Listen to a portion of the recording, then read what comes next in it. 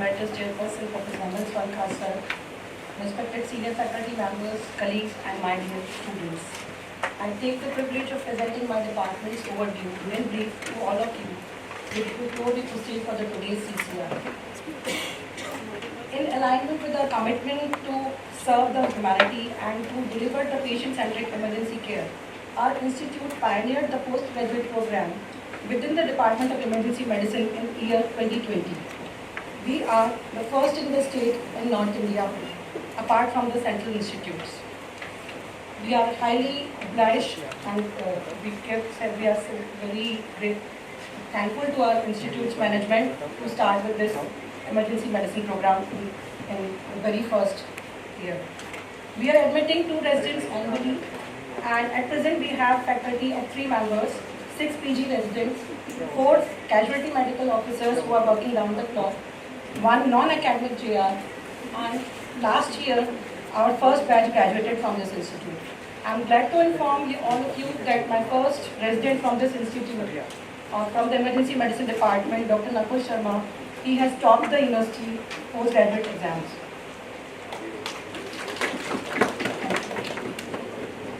We provide round-the-clock services across all specialties and subspecialties with all the state-of-the-art infrastructure available to us. We have a dedicated resuscitation area with all the equipments to deal with the critically ill patients, including trauma and non-trauma. We have an emergency OT running throughout the day with all the facilities. We have emergency area with red beds, which includes 6 emergency ICU beds to cater the emergency patients who come with an emergent condition, and if we are not getting the space in the ICUs above, we keep them in the emergency ICUs.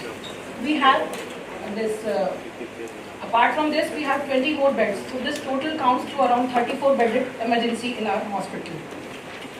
Our PG students, they have access to all advanced diagnostic modalities and therapeutic equipments to deal with all critically ill patients round the clock. And these advanced imaging facilities such as CT, MRI and X-ray machines, they are available in the emergency area only. Apart from that, we have a mobile emergency X-ray machine and point of care testing also available to us in the form of ABGs, ECG, this cardiac panel, urine routine microscopic. Apart from this and this coagulation profile, and above all, we have our own dedicated ultrasound machine to deal with the critically ill patients, to intervene at that moment and save their lives. My faculty, me and Dr. Chetan, we are involved in all life support skill training programs which are being run by our institute, like Advanced Trauma Life Support Program, Advanced Cardiac Life Support Program, and in collaboration with the critical care. We have also done workshops related to this ECMO, CRRT and ultrasound. Some outreach activities which we have been performing since the inception. We have been giving the life support skill trainings to the police personnel, to the students beyond our institute, that is to the JECRC.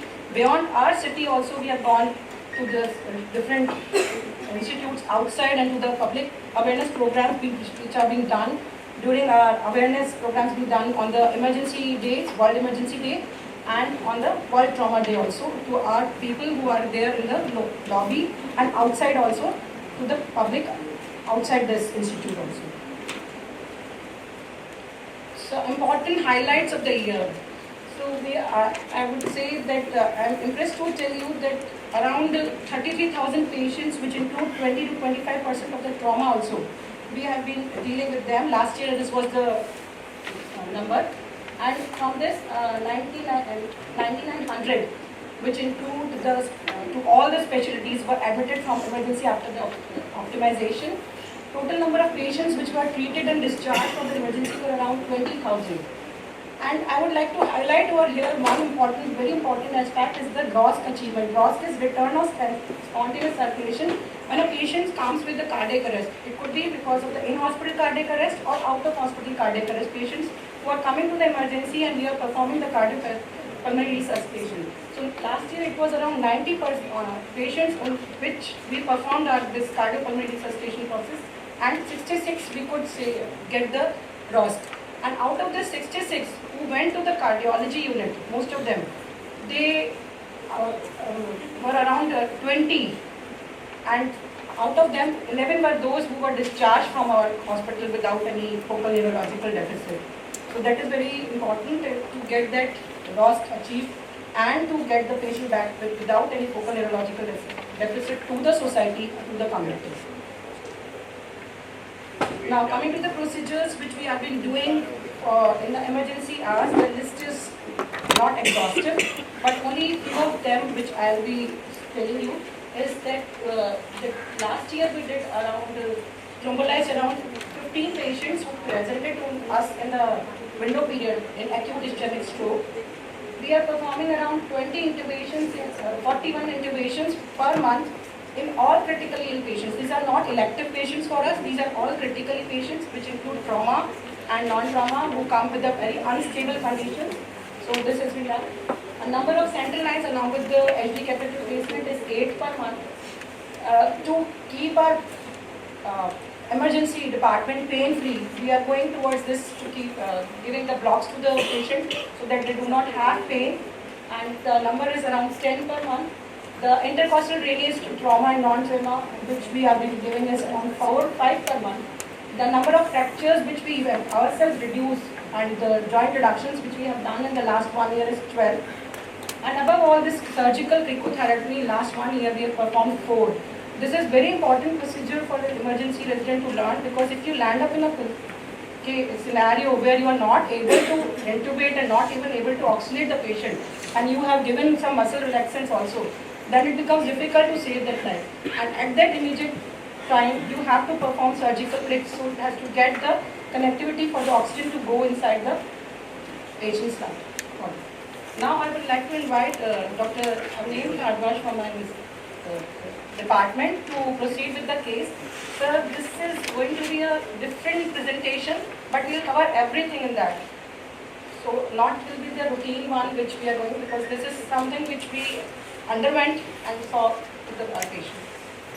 Dr. Rishika, we will have to see our preparedness for an unfortunate event like Mahatma's happening in a nearby area tomorrow. So this is not the forum. Maybe we should sit with the medical director and see if something like that happens, what are we doing? Sure, sir.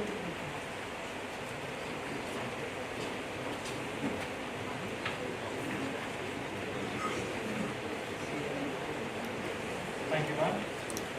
Good morning, everyone. I am Dr. Avniendra Bharadwaja, first year resident from the Department of Emergency Medicine, and today we will be discussing a case of a 65-year-old mate who was a resident of Tutor.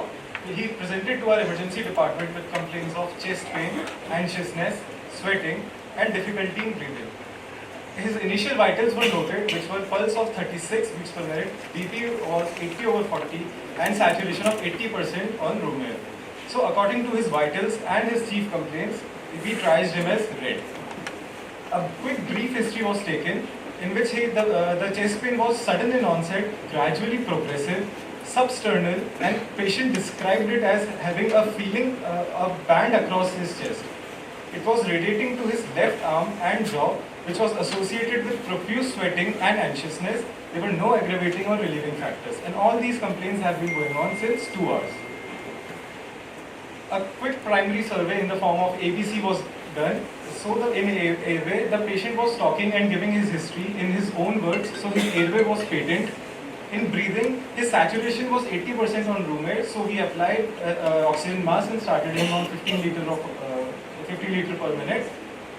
In circulation, his blood pressure was 80/40, so we secured 2 IV line large bore cannulas and started with IV fluids. And then immediately an ECG was done.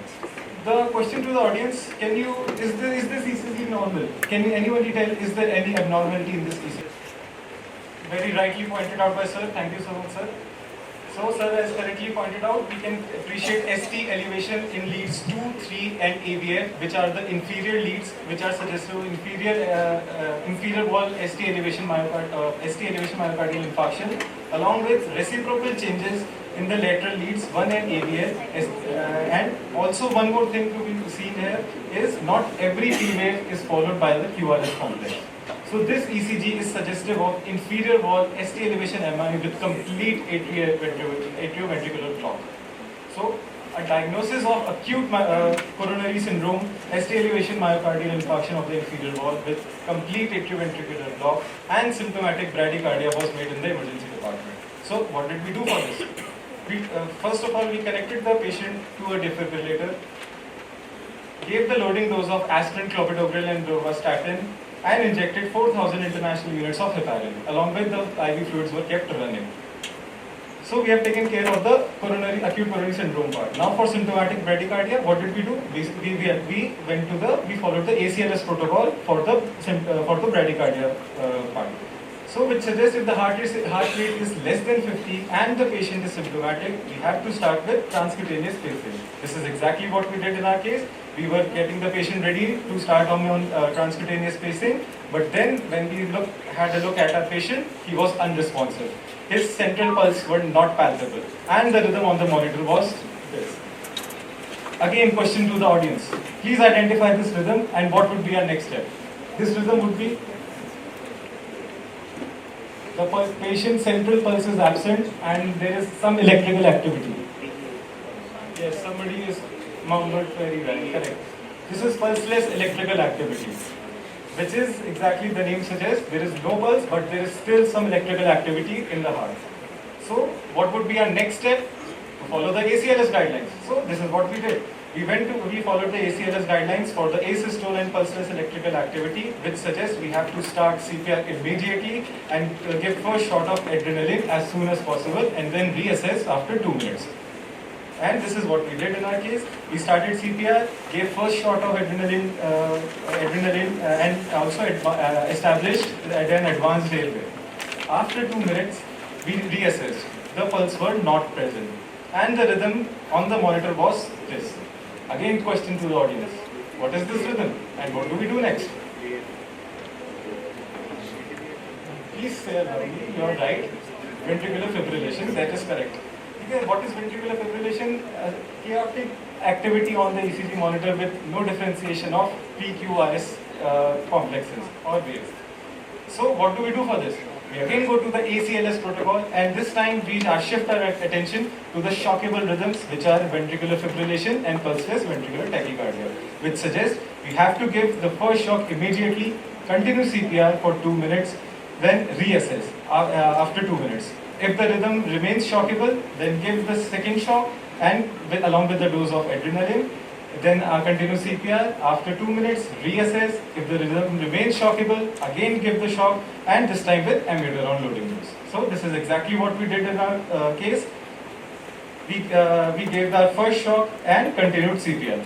After 2 minutes, we reassessed the rhythm, which was again ventricular fibrillation with no pulse, and we gave our second shock with adrenaline. After 2 minutes, we again reassessed. No pulses were palpable. And the rhythm was again VF. We gave a third shock along with amiodarone, 300 mg, and CPR was continued. After 2 minutes, that is 8 minutes into CPR, central pulses were again not palpable. And the rhythm was again VF. So we gave our fourth shock, continued CPR. 10 minutes into CPR, pulses not palpable. Rhythm still VF. What do? We give our fifth shock along with half dose of amiodarone. After 2 minutes, that is 12 minutes into CPR, central pulses still not palpable. Rhythm still ventricular fibrillation. Sixth DC shock was administered at this moment. CPR was continued.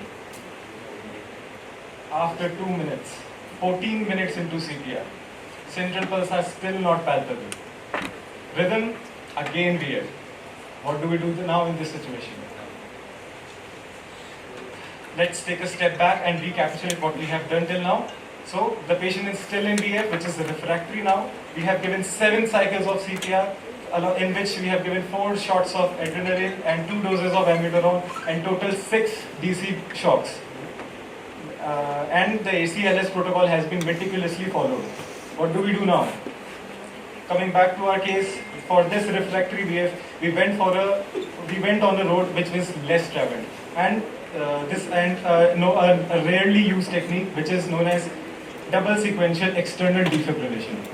So the details of which will now be discussed by my senior Dr. Nikhil Pareek. Two things. You said that pulses, even central pulses are not palpable, but you said that the BP was 80/40. Yeah, so that was on the initial presentation. So initially pulses were there. Yes, sir. Initially pulses were there. Central was there. Patient was talking in his own language. Then as we were going for, he was in symptomatic bradycardia, so we were going for pacing. Then he collapsed. And second, all these 14 minutes, it's the emergency medicine team without cardiology. Yes, sir. Emergency medicine. So I would request Deepesh to congratulate them. They did all this. So what about like thrombolysis or coronary angiogram and primary intervention? So first of all, our patient Because is... we have a unequivocal hyperacute inferior myocardial infarction. Yes, sir. So you plan that after stabilization? After, yes, sir. First of all, our primary need is to stabilize the patient, get him back to life at least. Thank you, Dr. Avniendra. So before we proceed to the further part, first of all, I would like to ask audience, does anyone knows what is double sequential external defibrillation? Anyone from the audience? No problem. In double sequential external defibrillation, 2 sets of defibrillators are used. Pads are placed on the patient's chest in an anterior lateral and anterior posterior configuration. When the defibrillators are discharged almost simultaneously, the heart receives a higher energy of shock, which can be more effective in certain cases of refractory ventricular arrhythmia. So we did the same thing. Keeping this concept in mind, we delivered double sequential external defibrillation in our case and continued the chest compressions for the 2 minutes. So moving further, again after 2 minutes of CPR, we analyzed the rhythm. But to our despair and discouragement this time also, his central pulse was still not palpable and rhythm was still ventricular fibrillation. So, can anybody please help me what we do now? How we proceed further with this case? Let's take a step back and summarize whatever we have done now. We have a patient who presented to us with an inferior wall MI, it is ST elevation MI, and complete atrioventricular block. He went into pulseless electrical activity while we were preparing him for transcutaneous pacing, and further after 1 cycle of CPR he went into ventricular fibrillation, which was refractory to all the mechanical, pharmacological and electrical methods we have used in the ER till now. The clock is ticking, the time is running, we are running out of time, and so how to calm this storm? The question arises, how to calm this storm? Any suggestions from the audience? We are dealing with these patients in critical areas. So coming to our case, at this very moment we decided to give this patient an ultrasound guided stellate ganglion block. Why we choose to give this and how we did the procedure? Before proceeding to this part, I would first like to invite Dr. Rishika Kamra from Department of Anatomy to briefly tell us about the anatomy and applied aspects of the stellate ganglion. Thank you, Dr. Nikhil. Good morning, everyone. Given that the emergency department has opted stellate ganglion block as a treatment modality, let us focus on its anatomy.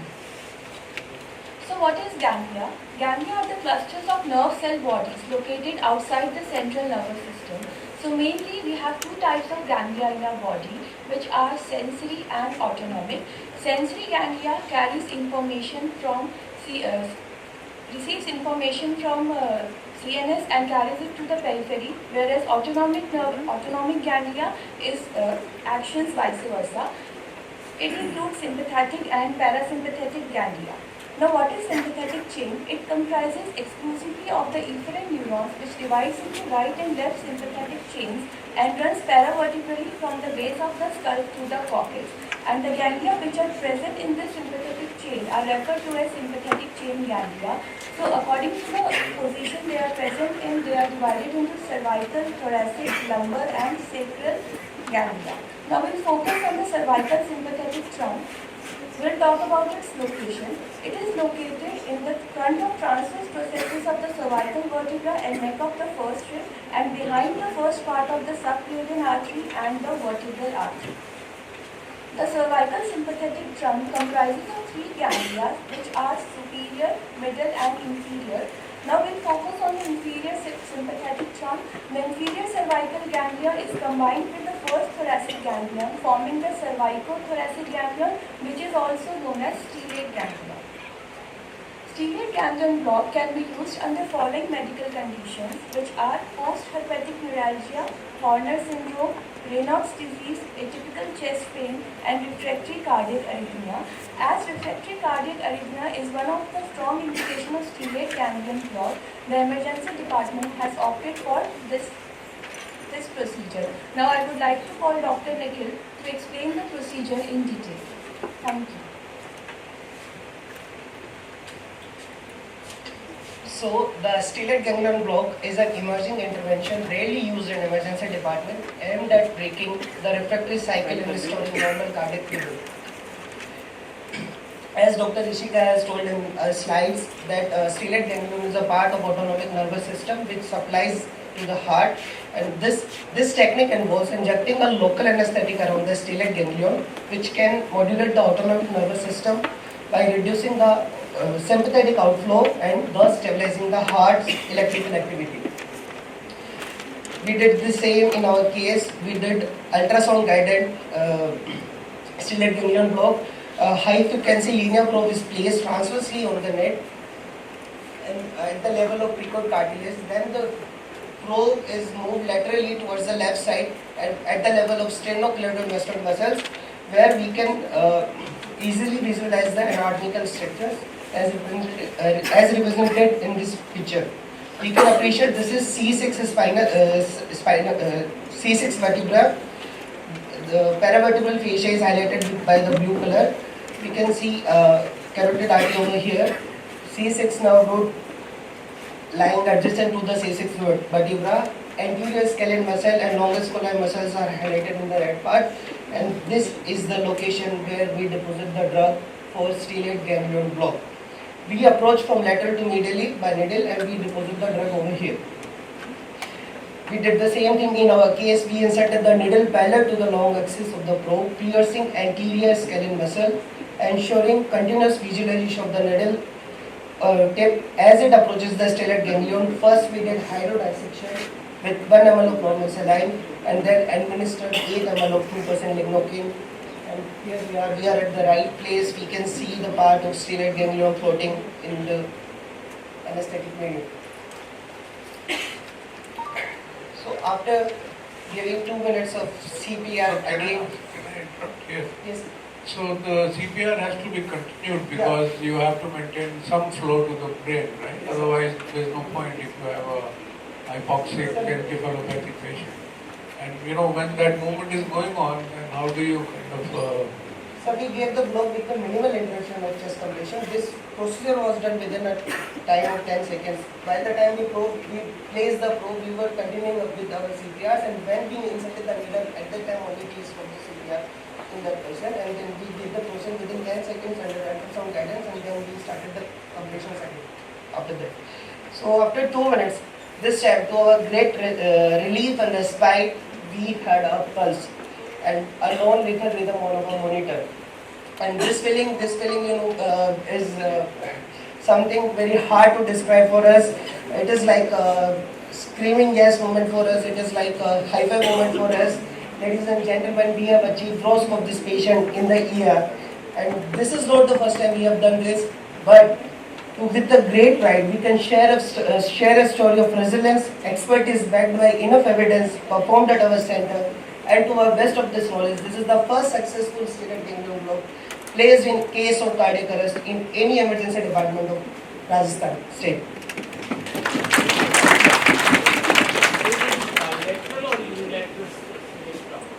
Sir, left sided only single side, left sided we get the skeleton. Yeah. So yes, sir, this was sufficient in our case. Some studies also suggest if it is failed, you can try right side also. So but in our case, it was sufficient in the left side. Did try other side also? No sir, we just gave only the left sided skeleton. It's sufficient. Yes sir, in our case it was sufficient. We have reverted back the patient to this. Well, you could get it, it is fine.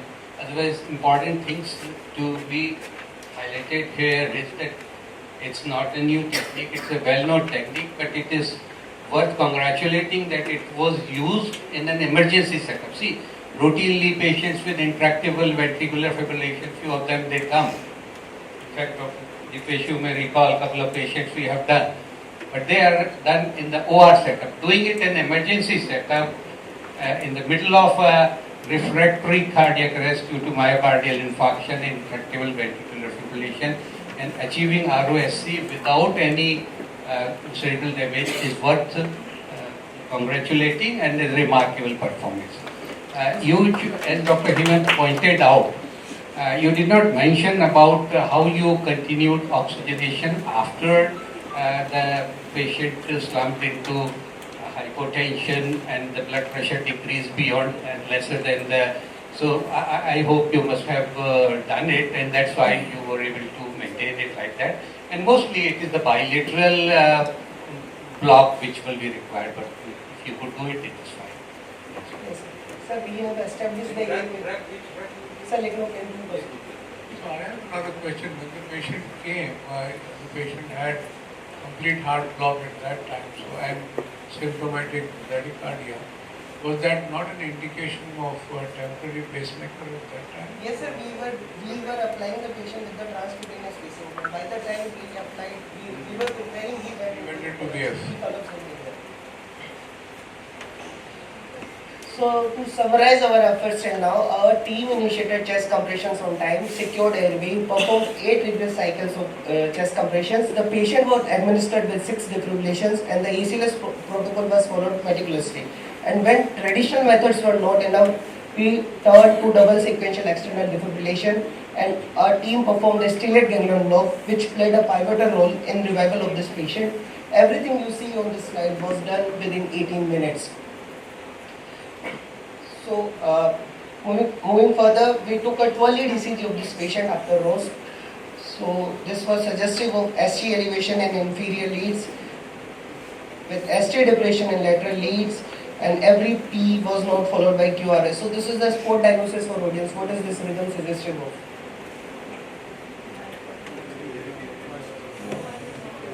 It's a inferior wall MI with complete heart block, 3rd degree atrioventricular block. So moving to post-cardiac arrest care, the patient is now taken on mechanical ventilation support with respiratory rate of 12 per minute. Transcutaneous pacing was initiated now at 17 beats per minute. He was taken on vasopressor support. Injection noradrenaline infusion was started at 8 ml per hour. His MAP was achieved at 70 millimeter of mercury, and targeted temperature management was initiated at 34 degrees Celsius by infusing cold saline, and cardiology team was informed over here. So by the time we were preparing this patient to shift for cath lab, we took a brief history from his brother. So patient was apparently asymptomatic 2 hours back, who presented to our ER with a complaint of sudden chest pain, anxiousness, sweating, difficulty in breathing, for which he consulted at a primary healthcare center. A 12-lead ECG was done over there, which was suggestive of junctional rhythm with ST changes in inferior leads. So, patient had the chest pain with characteristic of sudden onset chest pain, gradually progressive, sustained location, feeling heaviness across the chest, radiating left arm, associated with profuse sweating, anxiousness, and no aggravating or relieving factors. His difficulty in breathing was classified as NYHA class 4 at that time. Patient was on case of hypertension, diabetes mellitus since last 5 years. He was on regular medication for that. His personal history was not significant. Patient's general physical examination was within normal limit apart from RBS. His random blood sugar was 230 milligram per deciliter. His GCS before shifting to the cath recovery was E2 VTM5 with pupils for bilateral equal and reactive, and rest all the other systemic examinations were normal. So the patient shifted to cath recovery under supervision, and his total duration of stay in our ER was 35 minutes to that. Now I would like to invite Dr. Bhartesh Sethiya from Department of Cardiology to further discuss about the definitive management of this patient. Patients in the cath lab intubated state with post-loss status with post-state ganglion block administration with the following vitals of pulse rate around 70 beats per minute pace rhythm, BP 90/60 into HM respiratory support, SpO2 94% on 90% SpO2 by mechanical ventilation, and transcutaneous chasing was going on. Loading dose already given the ER. The ECG on arrival in ER was suggestive of complete heart block with infibol MI.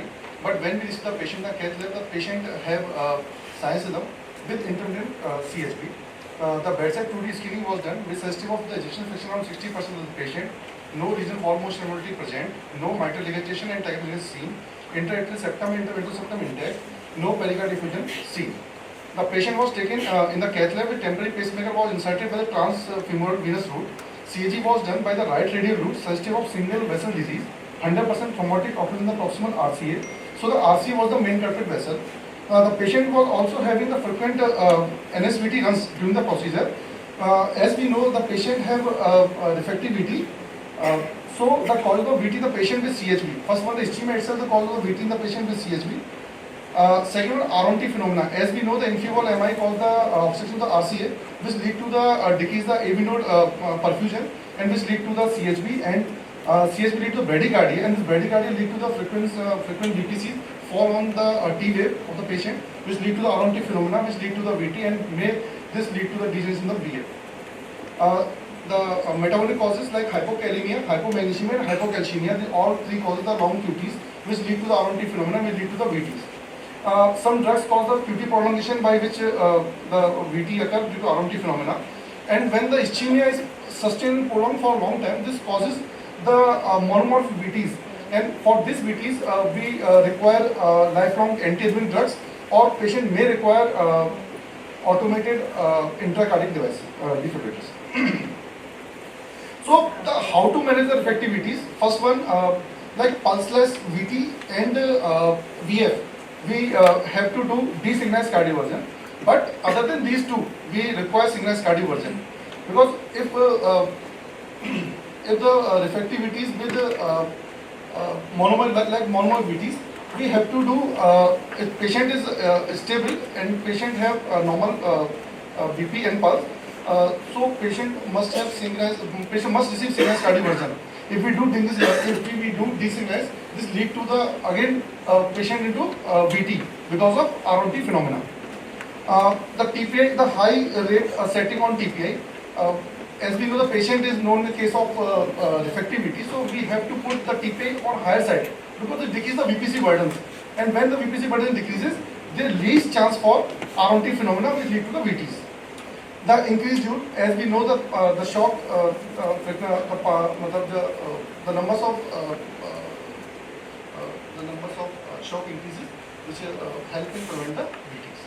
Injection lignocaine is a type 1A antiarrhythmic drug which help in reduce the chances of the VT. Correct the metabolic causes, as we already know, hypocalcemia, hypomagnesemia, and hypokalemia should be correct. Amiodarone is a drug which is used for the VT, but not used in the patient with long QT VTs. Sedation also helps in the reduce the VTs because they decrease the sympathetic outflow. And the state ganglion block already told by the Dr. Nikhil. But the most important thing, treat the primary cause. So the precautions to be taken to prevent the VT during the procedure. First one, the TPI insertion and setting the heart rate on higher side. Already told because this decrease the chances for the VPCs, which lead to the decrease the chance for the VTs. And keep the potassium level above 4.5 milligram per liter. Correct the magnesium and calcium, and injection of lignocaine IV infusion and sedation also given to the patient. And this is the fluoroscopic view suggestive of proximal thrombotic occlusion of the RCA 100%, and the TPI lead placed in RV. So patient was then loaded with, when we see the angiography, then again patient loaded with the ticagrelor 180 mg. Thrombosuction catheter used for the aspiration of thrombus from the RC because of the high thrombotic burden in the RCA. There is a thrombosuction catheter we used in this patient, and then the primary PTC to RCA was done with a 3.5 into 32 millimeter dry eluting stent was done. And these are the clots which retire from the RCA with the help of thrombosuction catheter. And after this procedure, TIMI3 flow achieved and myocardial burst grade 3 seen. These two parameters suggest the good myocardial perfusion occur after the stenting. The patient was then shifted to the CCU for further management and monitoring, and patient was extubated on the next day afternoon. So these are fluoroscopic view suggestive of there is a PTC wire crossed the lesion. This is a stent placed in the proximal RCA and inflated.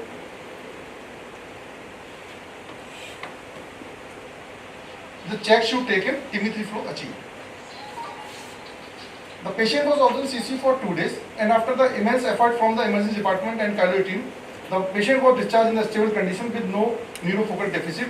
On discharging medicine, patient on dual antiplatelets with high dose statin with beta blockers, and patient is a known case of diabetes, so oral hypoglycemic disease. Good morning to all. As we all saw, it was a roller coaster ride for both our emergency team and our patient. So let us discuss one by one the techniques, seldom techniques used by us, which we use against the standard guidelines of the ACLS to rescue our patient. So in the coming few slides, my objectives will be: what is refractory ventricular arrhythmia? What are the different management strategies to prevent the refractory ventricular arrhythmia? And a brief about double sequential external defibrillation and the role of stellate ganglion block in the treatment of refractory ventricular arrhythmia. And thus, what are the suggesting literatures regarding these two techniques? The refractory ventricular arrhythmia is an occurrence of 3 or more episodes of ventricular fibrillation or ventricular tachycardia within 24 hours, or sustained ventricular fibrillation or ventricular tachycardia refractory to 3 or more shocks, and a patient with implantable cardioverter defibrillator, 3 or more therapies for ventricular tachyarrhythmia within 24 hours. So these are the strategies for the management, which are double sequential external defibrillation, stellate ganglion block, and extracorporeal CPR. These 3 methods can be used in an emergent situation only, in a patient with cardiac arrest, and rest was surgical sympathectomy, radiofrequency ablation. These are the elective procedures, which we can't do in an emergency situation. So double sequential external defibrillation has already been discussed by my colleague Dr. Nikhil Pareek. So it's an application and administration of electric current from 2 defibrillator devices to a single patient experiencing a single type of lethal dysarrhythmia during cardiac arrest. That is known as refractory ventricular fibrillation. So they are suggesting some literatures regarding the evidence of double sequential external defibrillation. This is the DOSE VF trial, that is double sequential external defibrillation for refractory ventricular fibrillation, done in 2020, published in BMC Journal. There total of 152 patients were enrolled, and they were divided into 3 categories, that is double sequential external defibrillation, vector change, and the standard defibrillation. And what they conclude was return of spontaneous circulation was achieved more in the double sequential external defibrillation, that is 40% as compared to the other methods like standard defibrillation, which we routinely use. Another study was published in NEJM in 2022 regarding the defibrillation strategies for refractory ventricular fibrillation. This study was in this study a total of 405 patients were enrolled, and again they were divided into 3 separate groups: DSAD, vector change, and standard defibrillation. And what they conclude was the survival to discharge was more in the double sequential, who received double sequential external defibrillation, that is around 30.4% as compared to the standard defibrillation, that was only 13.3%. The next is stellate ganglion block. As we all know, the stellate ganglion block is routinely used by the pain medicine and anesthesiologists and for the management of the pain.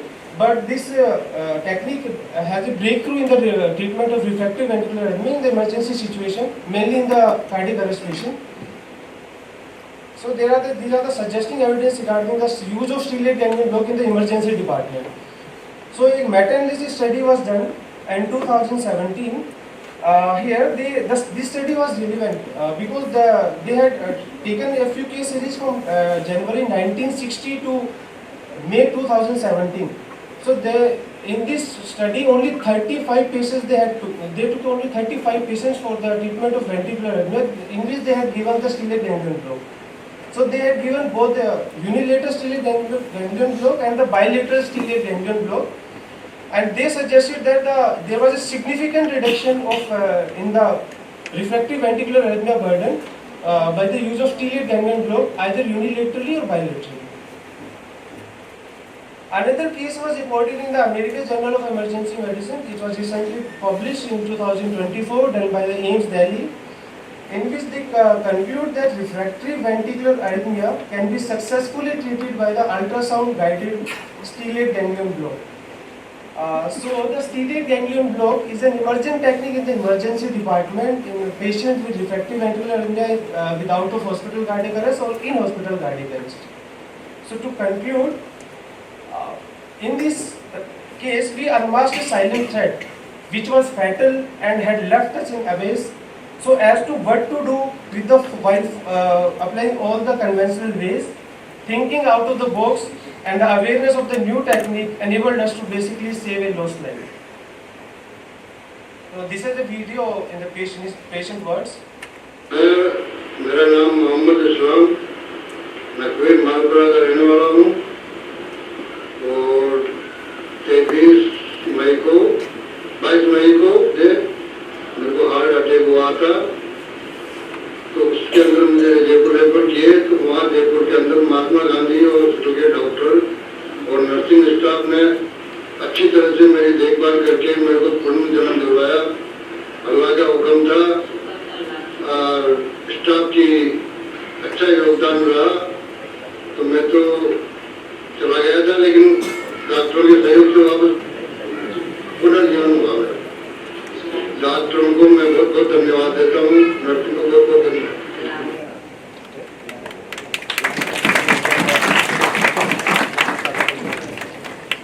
Just a take-home message for all the residents who have been working day now.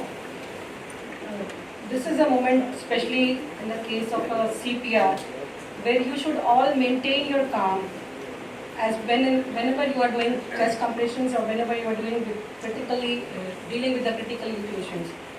Sometimes new innovations, thinking beyond your conventional methods, you can give remarkable results, save as many lives as possible.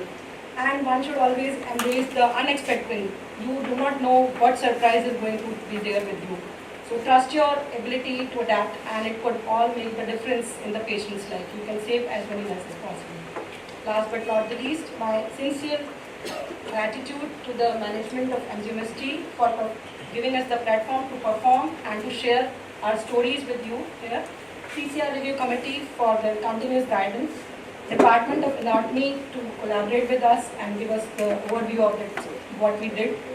Department of Cardiology, I would like to thank them because they have been working with us 24 hours round the clock. The lab is going on, and we are dealing with such kind of patients every day. It's not that this was the only one, because we have performed stellate ganglion block, but otherwise also whenever the patient comes with the cardiac arrest, we perform and we achieve that ROSC. Then we send them to the cardiology lab and they do the definitive management. So hats off to them, they are working endlessly for 24 hours. Patients and relatives, because without them, for keeping faith in our institute and coming and getting treated out there. The supporting staff overall in the department here also who are managing this CCR, the technicians on duty, and above all of you for patiently hearing and working together to save the lives. Thank you so much.